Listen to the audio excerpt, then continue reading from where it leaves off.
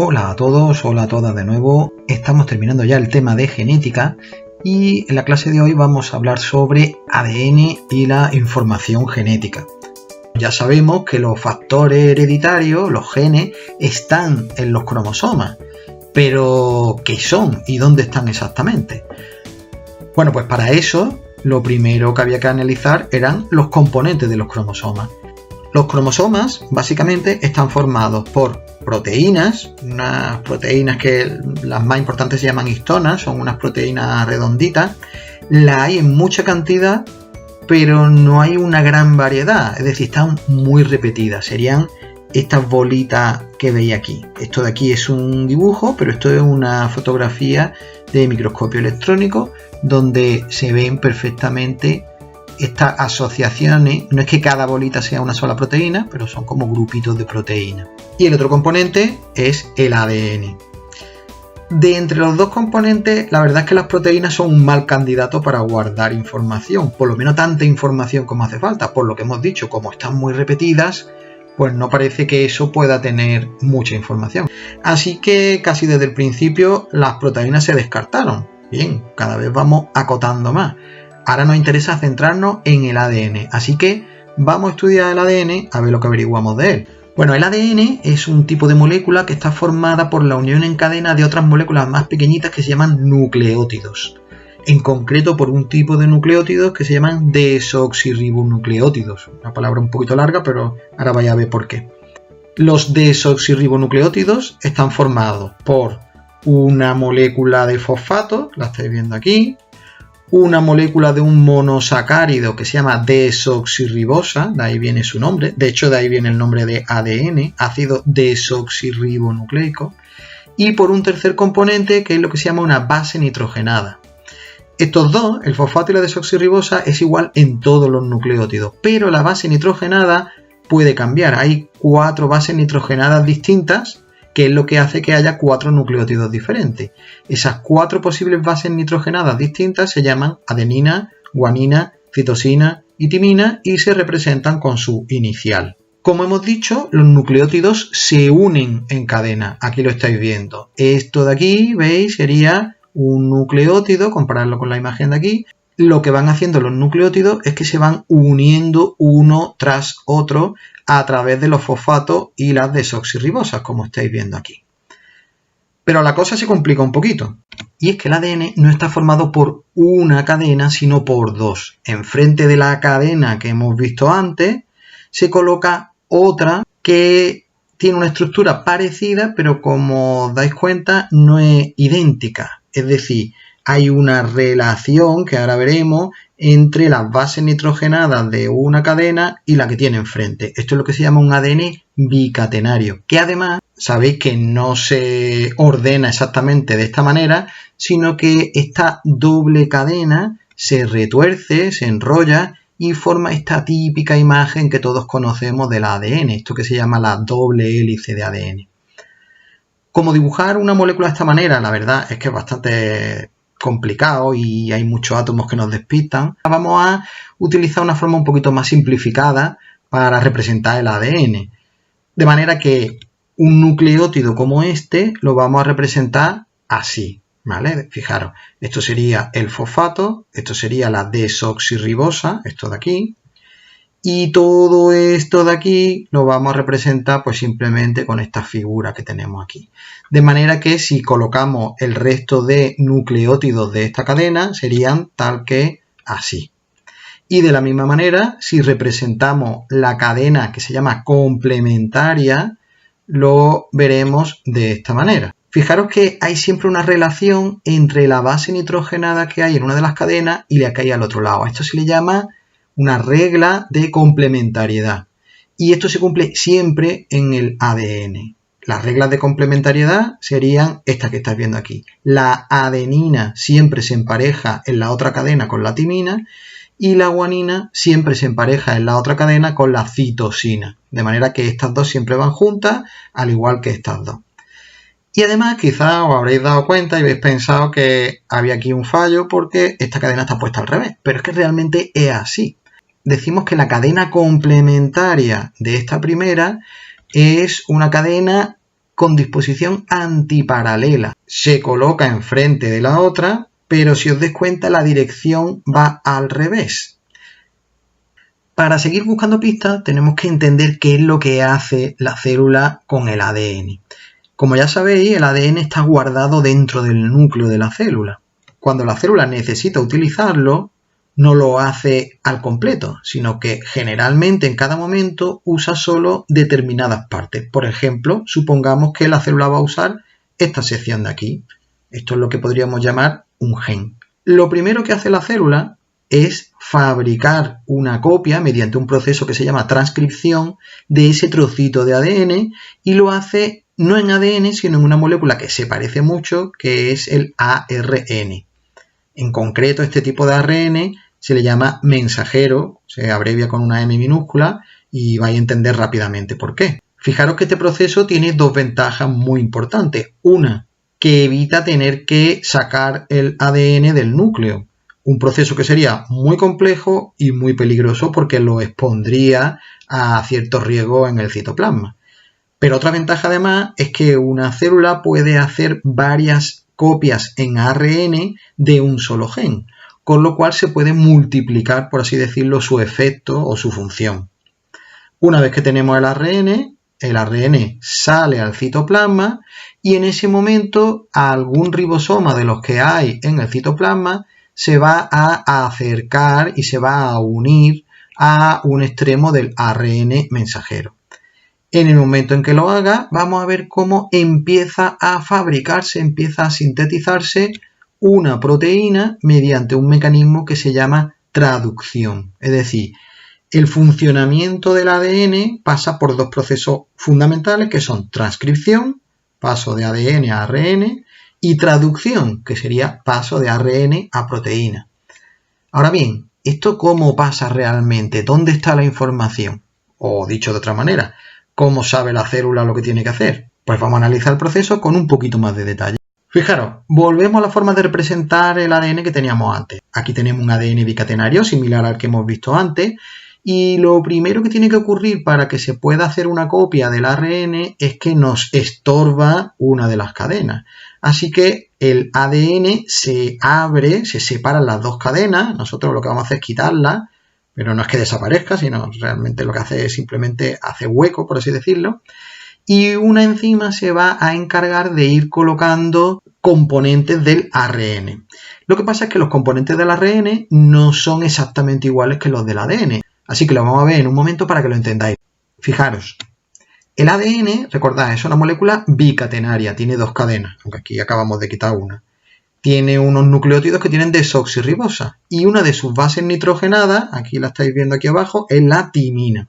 Pues bien, el ARN tiene algunas diferencias muy importantes. Por ejemplo, en todas las células eucariotas el ARN es una molécula monocatenaria, una sola cadena. Además, no tienen desoxirribosa en sus nucleótidos, sino ribosa. Y por último, en el ARN no hay timina, sino que esta está sustituida o tiene un equivalente que se llama uracilo. Pero entre el ADN y el ARN se sigue manteniendo una relación de complementariedad entre sus bases nitrogenadas, que es esta que estáis viendo aquí. Es decir, lo que en el ADN es adenina, el ARN se complementa con un uracilo. Debería ser timina, pero recordad que en el ARN no hay timina. La guanina se complementa con citosina, la citosina se complementa con guanina y la timina con adenina. Pues bien, si aplicamos estas reglas a la fabricación del ARN, el proceso de transcripción quedaría de la siguiente manera. Fijaros, aquí colocaríamos un ribonucleótido, que sería este, ¿veis? Tendríamos un ribonucleótido con uracilo. A continuación tendríamos uno con guanina, fijaros la diferencia, no tiene desoxirribosa sino ribosa. Seguimos con la cadena, aquí sería otra vez uracilo, aquí ¿qué sería? ¿Qué vendría? Exactamente, vendría una citosina. Aquí otra vez igual y aquí ¿qué vendría? Muy bien, adenina. Es decir, como veis, la secuencia de bases nitrogenadas del ADN sirve como patrón para fabricar el ARN correspondiente. Y una vez que lo tenemos fabricado, el siguiente paso es que tiene que separarse de él y trasladarse al citoplasma.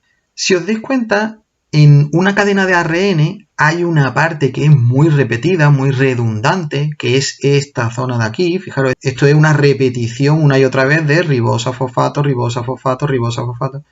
Mientras que hay otra zona, que es esta de aquí de las bases nitrogenadas, que sí puede ser enormemente variable, porque la secuencia puede cambiar todo lo que queramos. Así que, puesto a decidir dónde está la información, parece muy claro que la información genética tiene que estar aquí en las bases nitrogenadas y no en esta zona de fosfato y ribosa, que más bien de lo que hacen es de soporte estructural. Por tanto, a partir de ahora vamos a simplificar todavía más la forma de representar el ARN y lo vamos a hacer de esta manera. Fijaros, esta línea marrón va a representar la cadena de fosfato ribosa, que la verdad es que no nos interesa desde el punto de vista de la información genética, y nos vamos a quedar simplemente con las letras que representan la secuencia de bases nitrogenadas. Ya hemos visto cómo funciona la transcripción. ¿Cómo funciona la traducción? Pues pensadlo un momento. La traducción significa que a partir de la información que proporcionan 4 nucleótidos diferentes, tenemos que fabricar otro tipo de moléculas, las proteínas, que están formadas por la unión de aminoácidos. El problema es que hay 20 aminoácidos diferentes. Es decir, tenemos que ser capaces de codificar o de dar instrucciones para colocar 20 aminoácidos diferentes con solo 4 piezas distintas en el ARN. Pero una cosa está clara, no puede ser que cada base nitrogenada represente un aminoácido, porque entonces solamente podríamos colocar 4 diferentes. ¿Posible solución? Quizá la forma de representar cada aminoácido no sea con una base nitrogenada, sino con 2. ¿Qué conseguiríamos de esta manera? Pues vamos a verlo. Si hacemos combinaciones de 2 nucleótidos, es decir, esto tomado de 2 en 2, tendríamos las siguientes combinaciones. Fijaros, esto es una tabla de combinación. Como veis, si hacéis una cuenta rápida, aquí tenemos ¿cuánto? 16 combinaciones. Que no está mal, pero seguimos teniendo un problema, ¿verdad? Nos faltan combinaciones porque necesitamos códigos para 20 aminoácidos diferentes y aquí tenemos solamente 16. Así que esto es interesante, pero la verdad es que no nos sirve, nos faltan combinaciones. Esta no puede ser la solución del problema. ¿Cuál puede ser? ¿Y si en lugar de cada 2 nucleótidos probamos combinaciones de 3 nucleótidos? ¿Cuántas combinaciones diferentes de 4 nucleótidos se pueden hacer? Bueno, no sé si esto lo sabéis de matemáticas, pero nosotros lo vamos a hacer de una forma gráfica. Si partimos de la tabla anterior, fijaros, teníamos antes 16 casillas, pero si ahora le añadimos un nucleótido más, un tercero, de cada casilla se pueden hacer 4 combinaciones. Por lo tanto, ¿cuántas combinaciones tendríamos en total? Pues serían 16 por 4 que pueda haber en cada casilla, en total serían 64 combinaciones. Ahora lo que pasa es que nos sobran combinaciones, pero la verdad es que eso no es tampoco demasiado problema. El problema es que nos faltan, como ocurría antes. De manera que esta sí puede ser la solución. Y de hecho, cuando se realizaron una serie de experimentos para comprobarlo, se vio que efectivamente así es como se codifica la información de los genes. Es decir, así es como un ARN le dice al ribosoma qué proteína tiene que fabricar. Vamos a verlo rápidamente. Fijaros, hemos dicho, el ARN se lee o es leído por el ribosoma de 3 en 3 nucleótidos. Así que el primer triplete, que es así como se llama, sería este que estoy rodeando, lo señalamos mejor, esto de aquí, que sería uracilo, guanina, uracilo. Esto para el ribosoma va a tener un significado. Le va a indicar que tiene que colocar con ayuda de un adaptador, que es también una molécula de ARN, pero bueno, esto ahora mismo la verdad es que no nos interesa mucho. Pero este triplete, uracilo, guanina, uracilo, es como una instrucción para el ribosoma de que tiene que colocar un determinado aminoácido. Aquí no le hemos puesto nombre, simplemente le hemos puesto un color. ¿Cuál es el siguiente paso? Leer el siguiente triplete. Citosina, citosina, adenina. Esta es una nueva instrucción para el ribosoma para que coloque otro aminoácido al cual se va a unir el que había antes. Una vez que están unidos estos dos aminoácidos, este adaptador nos sobra, así que se va. Seguimos leyendo. Siguiente triplete, citosina, guanina, adenina. se coloca el siguiente aminoácido, se transfiere la cadena, se unen estos aminoácidos al siguiente, se quita el ARN de transferencia que nos sobra y así va a continuar leyendo el ribosoma, triplete a triplete, todas las instrucciones hasta que finalmente tenemos la proteína independiente. Aquí hemos representado solamente 4 aminoácidos, pero recordad que las proteínas pueden tener cientos de aminoácidos. Para terminar, esto que acabáis de ver es lo que se llama el código genético. Es decir, el código genético es la relación que hay entre los distintos tripletes del ARN o del ADN, porque recordad que uno viene del otro, y su significado en cuanto a los aminoácidos que forman las proteínas. Esta es una forma de representar el código genético que se leería del centro hacia afuera. Es decir, imaginaros un triplete como U-A-U, uracilo, adenina, uracilo, al ribosoma le está indicando que tiene que poner un aminoácido que se llama tirosina. Por ejemplo, otro que sea guanina, adenina, guanina, le indica al ribosoma que tiene que colocar un aminoácido que se llama glutámico. Y así con todos los posibles tripletes. Como estáis viendo, y es lógico, hay muchos tripletes que tienen el mismo significado. Por ejemplo, adenina, citosina, guanina, adenina, citosina, adenina, adenina, citosina y adenina, citosina, uracilo. Estos 4 tripletes significan lo mismo. Es como si fueran tripletes sinónimos, como cuando hay palabras que tienen el mismo significado, pues esto sería igual. En los 4 casos, cuando el ribosoma se encuentra con cualquiera de estos 4 tripletes, coloca un aminoácido treonina. Como decíamos, eso no es problema. El problema sería que nos faltaran instrucciones para algún aminoácido. Pero si lo recontáis, aquí están los 20 aminoácidos. Una característica fundamental del código genético, súper importante, es que es universal. Es decir, todos los seres vivos interpretan el ADN y el ARN de la misma manera. El mismo triplete significa lo mismo en todas las especies de seres vivos. Esto es súper importante porque es lo que permite hacer experimentos transgénicos. Puedes coger genes de una especie y colocarlos en células de otra especie.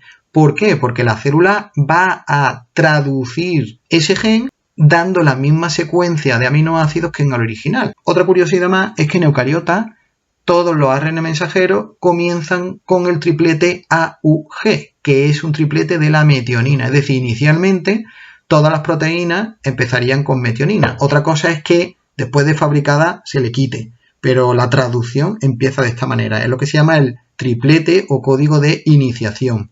Y de la misma manera, como estáis viendo aquí, con circulitos negros, hay varios tripletes de parada. Es decir, ¿cómo sabe el ribosoma que ahí tiene que terminar la traducción? Pues cuando se encuentre con un triplete como uracilo, guanina, adenina, o uracilo, adenina, adenina, o uracilo, adenina, guanina, el ribosoma va a saber que ha llegado al final de la secuencia y que tiene que liberar la proteína y ha terminado ahí su trabajo. Bueno, su trabajo por el momento. Pues bien, lo vamos a dejar aquí.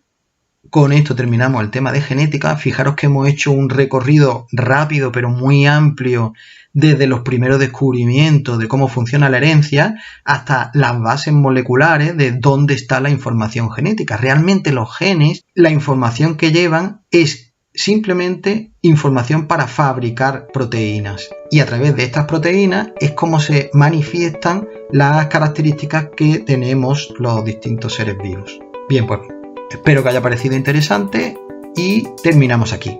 Espero que sigáis todos bien, igual que vuestra familia, y un saludo para todos y todas.